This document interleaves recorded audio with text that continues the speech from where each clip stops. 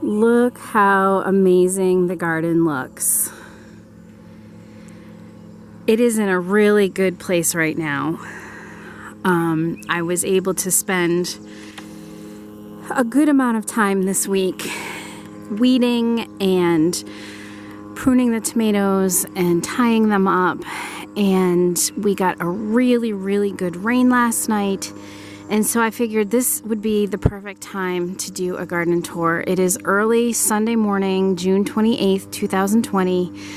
And I just love seeing all the plants looking so healthy, because as any gardener knows, in a couple of weeks, the pests are going to arrive, the disease is going to arrive on the tomatoes, and we won't be in such a pretty place.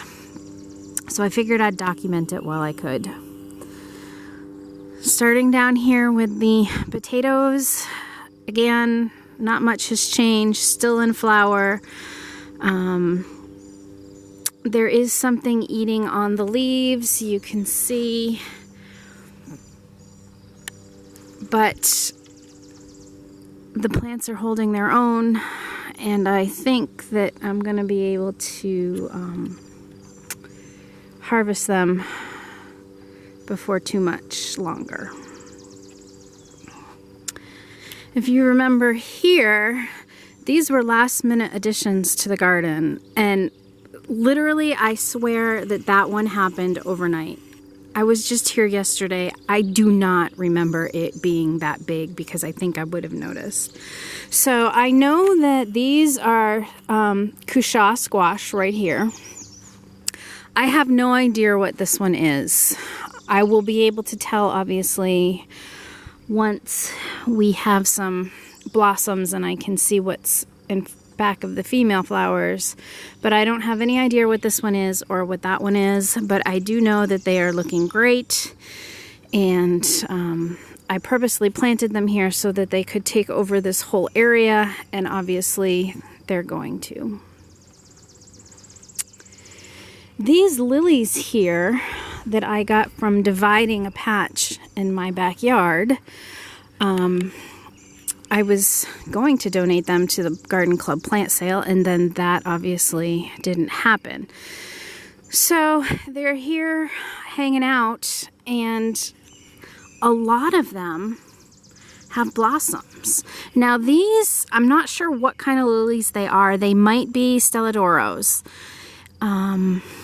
So obviously it's late in the season for them to be blooming. Most of them are already out in my, the driving by houses around the area, you see them out. But it looks like I'm going to actually get some flowers off of them, which is fun. Now I wanted to peek in the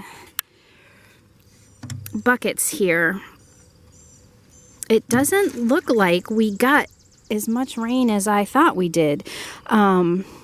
We got a couple hours of a nice steady rain, but this, I don't know, 3/4 of an inch maybe half an inch, enough to make a difference. We were in desperate need of the rain. Flower garden here, not too much has changed. The yarrow is still blooming. The English daisies are still blooming. I've got blossoms down there on my Shasta daisies, but not too much else has changed. More potatoes here. This aisle, I think I'm just going to go up and down the aisles and show you what's going on. These peppers I transplanted a while back. They were sicklings. When I started them from seeds, I had an aphid problem, and these took a hard hit, but they got healthy enough, and I decided to plant them out in the garden. And you can see I've got flower buds coming. I will not know what kind of peppers they are until they start fruiting. Same with these two here. They're looking really good. I don't know what kind they are. Finally getting peas off of these plants. March 18th, right? So the lesson is earlier is not better when it comes to peas. Radishes have gone to seed here. The kale is finally doing well. More mystery peppers that are doing okay. And the calendula is doing all right. The stuff that I planted weeks later is already blossoming. Here we have a row of garlic. I have already harvested the scapes. They are delicious roasted. Scapes, for those of you who don't know, are they only appear on hardneck garlic, and I don't see any that I missed so that I can show you. I know there's, oh, right here there's one that I missed. This thing right here, normally when they're young, oops, I broke it, they're curled around and then they mature and straighten up, and this is the seed pod. So some people claim that the scapes, if you remove them, you get bigger garlic heads. There's mixed opinions on that, but because the scapes are so delicious, I cut them off. Here's another one that I missed. Right here. See this curly Q thing right here? Okay, so I'm just going to pinch that off. When I harvested all of them, there's another one. I used clippers because the juice of the garlic gets under your nails if you use your fingers, and it stings. So this right here is a row of sunflowers and zinnias. Most of the sunflowers in this row I purposely planted.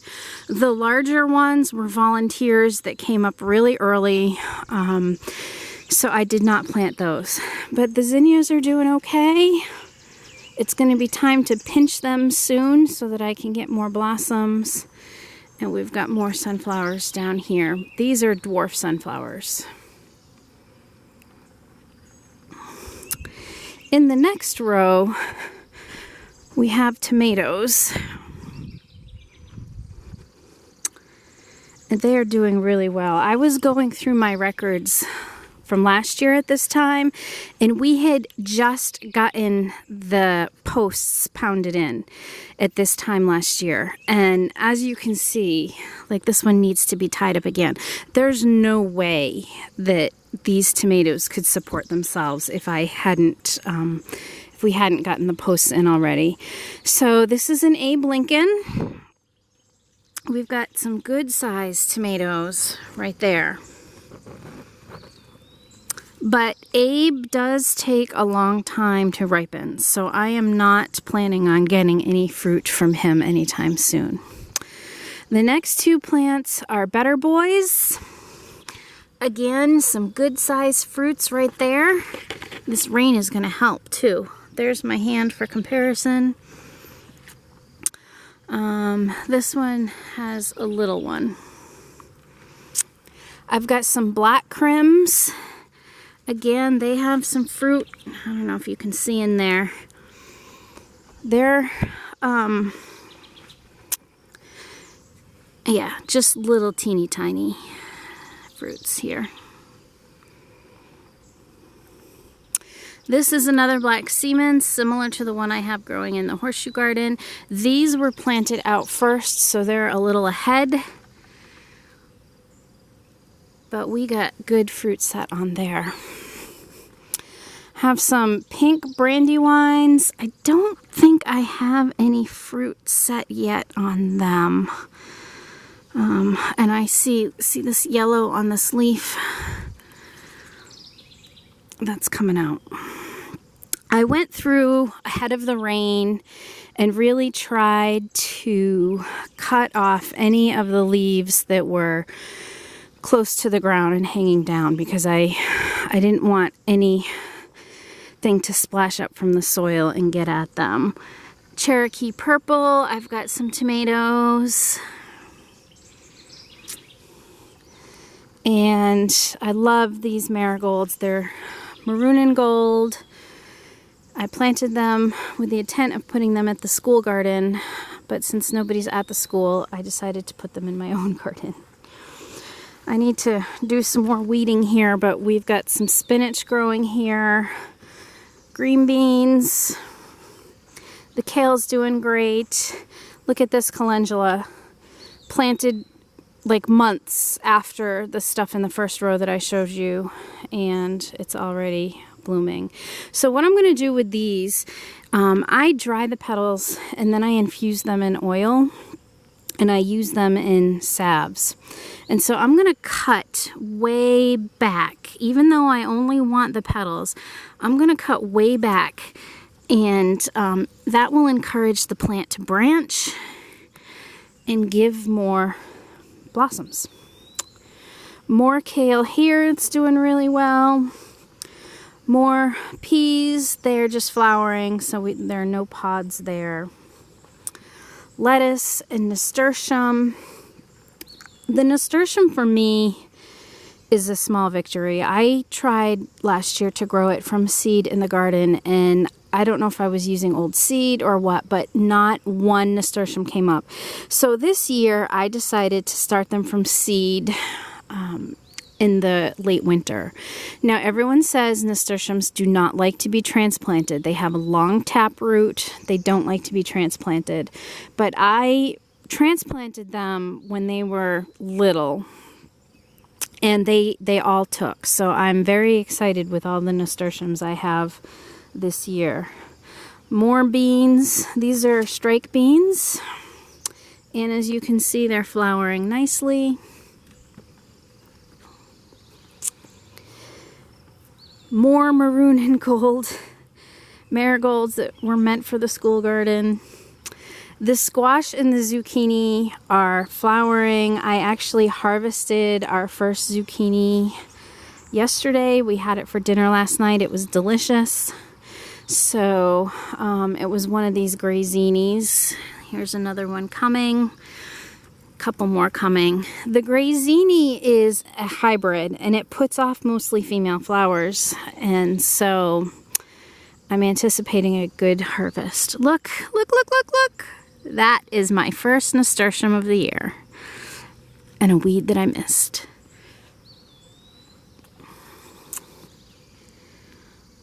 More flowers in the zucchini. This zucchini is going crazy. I don't see my tag so that I can identify. I think it might be a Cocozelle. There's one right there coming. Actually, 3 of them coming right there.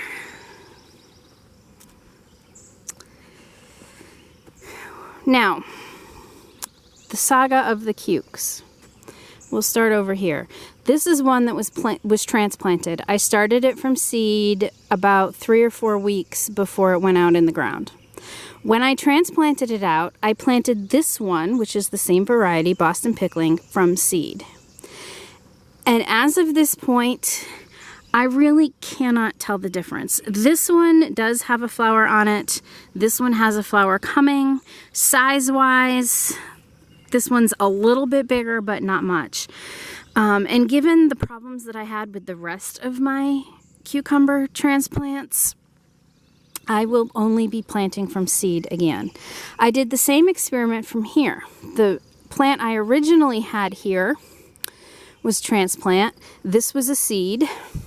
The transplanted one died, so I had to plant a seed again. So, but you can see it's catching up nicely. It's not quite as big as that one, but it will catch up. We've got another nasturtium, volunteer. These are volunteer potatoes. I left them. We'll see what happens. I've got lettuce growing on the other side because I wanted the cucumbers to shade the lettuce out. It's these actually over here you can see I've got lettuce down there, and they're already being shaded by the cucumbers, which is exactly what I wanted. Got another row of tomatoes here. This is an experimental row. You'll see I have cages all around them, and that is to remind me not to prune them. These are indeterminate tomatoes, but I am not going to prune them. I'm letting them sucker, and I'm just going to see what happens. This one on the end is a Super Sweet 100, the only cherry tomato in this row. But as you can see, they are growing wild. And again, without the cages, and even this one I had to tie to the trellis already, they would be flopping on the ground. So look at this. Isn't that crazy? What kind is this? This is a Costoluto Genovese, or however you say it. This row was one of the last tomato rows that I put in. It wasn't even supposed to be tomatoes, but I couldn't bear to part with them. So they're a little behind the others in the other rows. The fruit that is on it is smaller, if it even has fruit yet, but that's okay. Look at this one. Loaded. Can you see all of them? Loaded with flowers.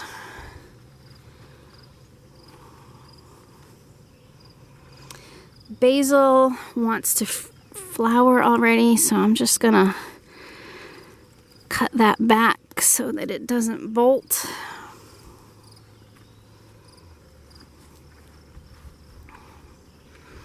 Got another row of tomatoes here. More Costoluto Genovese. I'm saying it wrong, I know. Dr. Weitch's. Look at, these are the same two plants. Started at the same time, planted at the same time. I don't know what the difference is, but clearly one is happier than the other. I've got lettuce and basil interplanted between all of the tomatoes. Look at this one. That rain was a huge help. This is one of my early girls, so these will be some of the first ones that are ready.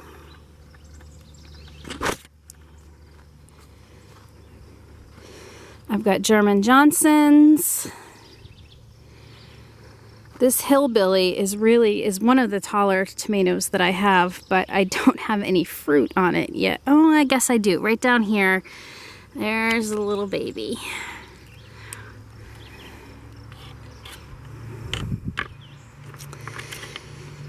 This right here, I forget what kind this, Homestead. This is a Homestead tomato.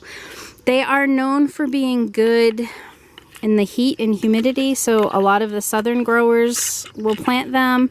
They are a determinate, which you can see I have it growing in a cage, and that's to remind me not to prune it, because last year I kind of planted all of my tomatoes together and got in a groove and found myself accidentally pruning some of my determinate tomatoes, which was detrimental to the harvest. So I put the cages around the determinate tomatoes so that I would remember not to prune them. It's working a little bit better, but I've still found myself cutting off a sucker here and there when I shouldn't have. These, I don't know what they are. They're zucchinis or squashes. I had them growing in 6-packs. I gave away all I could, and so I put them here in this row. This is a volunteer tomato from last year. I didn't have the heart to pull it. I found a lot of them, and so yesterday I transplanted some of them actually in the row. So that's one that I transplanted that had volunteered. This is a volunteer. And this was actually volunteering up in the herb garden. So I have no idea what kind they are. I don't even know if I will be able to identify them once they put fruit on. So we'll just kind of see what happens. But they were looking so healthy before I transplanted them that I decided they should stay. This one obviously going through a little transplant shock, but he'll recover nicely. More cukes and lettuce here. I just picked this lettuce last night, so you can see, like, I can harvest again this morning. It's just growing crazy. This is mostly paste tomatoes, so the first couple are Amish paste, and then these are Martina Romas. Again, they are determinants, so they're in cages. San Marzanos, I have not had good luck with, but I want to really like them, so I'm giving them another chance. And this is a Juliet. This is an early tomato, and you can see I've got little babies coming. So, along with the early girls, I suspect that Juliet will be one of the first to harvest. And then this right here is Barry's Crazy Cherry. It's a yellow tomato, and the productivity is crazy. Last year, I made the mistake of planting like 4 or 5 plants.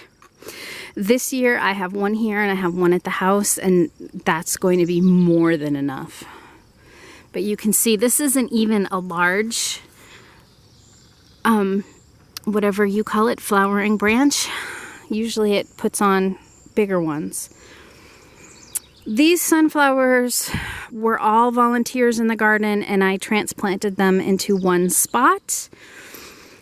I have heard that you should not transplant sunflowers, but as you can see, these are doing just fine.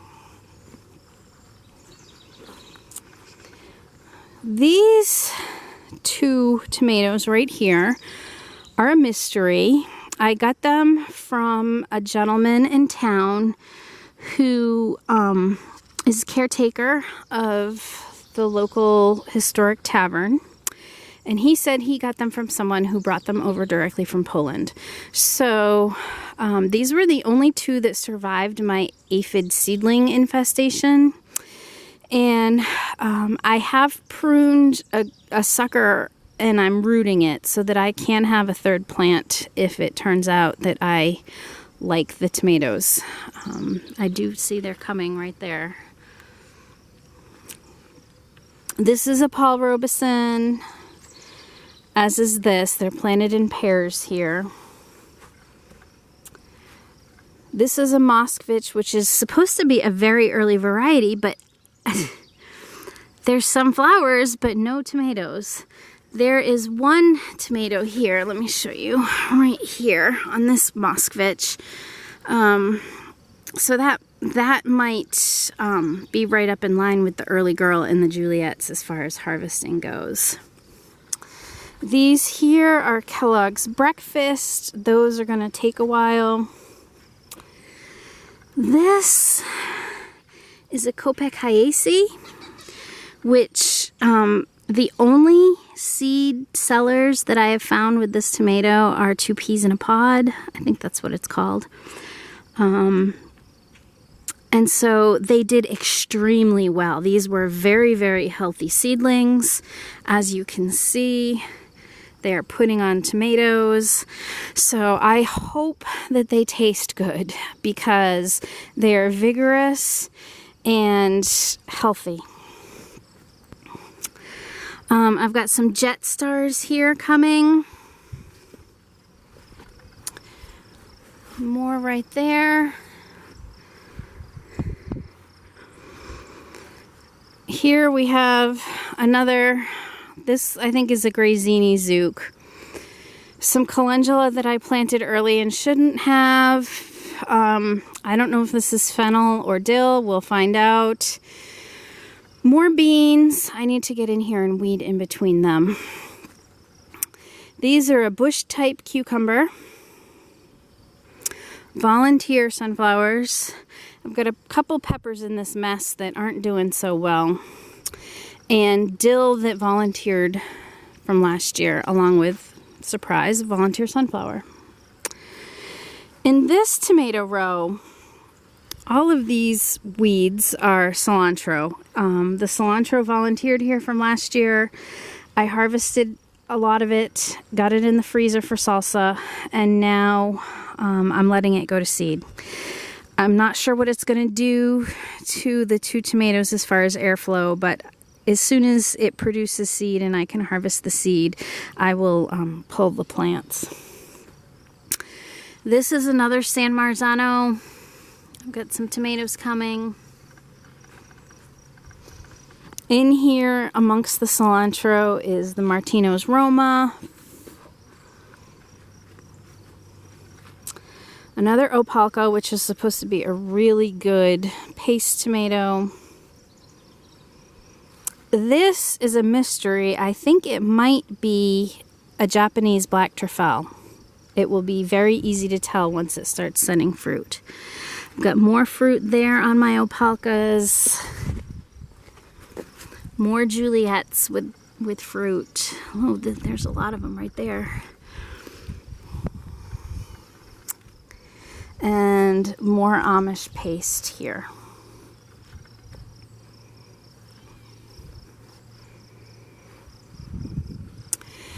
I've got more cukes here.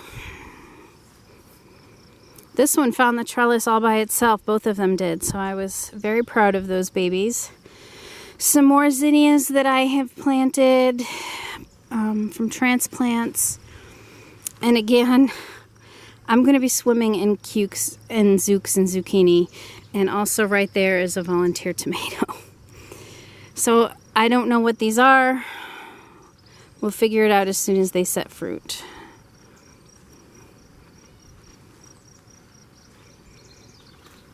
This aisle is the tomatoes and peppers and eggplants. This end is the sweet peppers, so they're doing well. We've got eggplant, which is also doing well. And then we have hot peppers here. Look at the size of them. I am not sure exactly what kind of variety they are. I have them written down in my garden notebook, but I did not tag them, which I probably should have.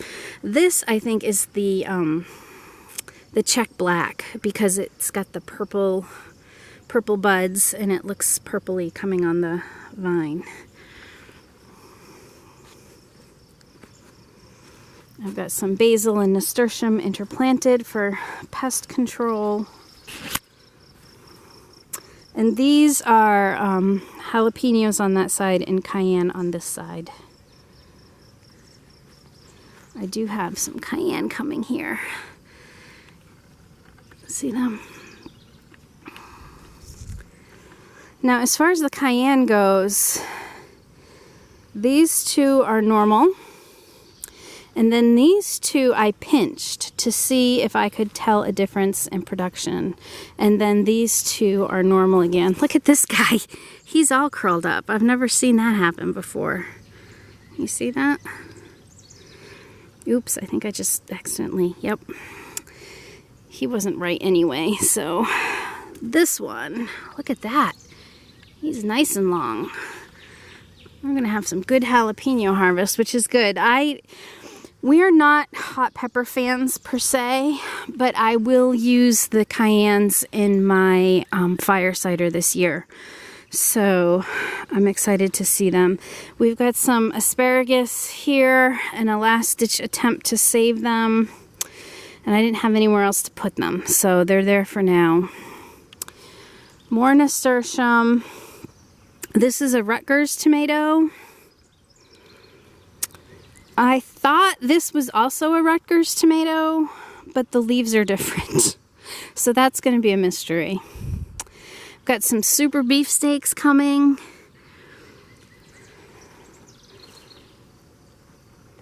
And this plant, it's hard to prune because if you follow the central stem, it splits, so it looks like this is a sucker and this would be the main stem, but then it just ends in the flowers and tomatoes. So this is obviously becoming the main stem, even though it branched off. So it's just really weird to me.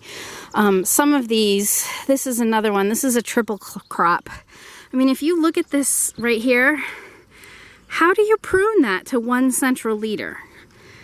My answer is you don't, which is why it's all growing together and I now have 4 6 stems instead of 1. This is another climbing triple crop. These are 1884s, which were also, along with the Kopek-Hyacea, these were some of my hardiest and most vigorous seedlings. And then these are some Super Fantastics, a hybrid that I just picked up from a local nursery. So we'll see how they go.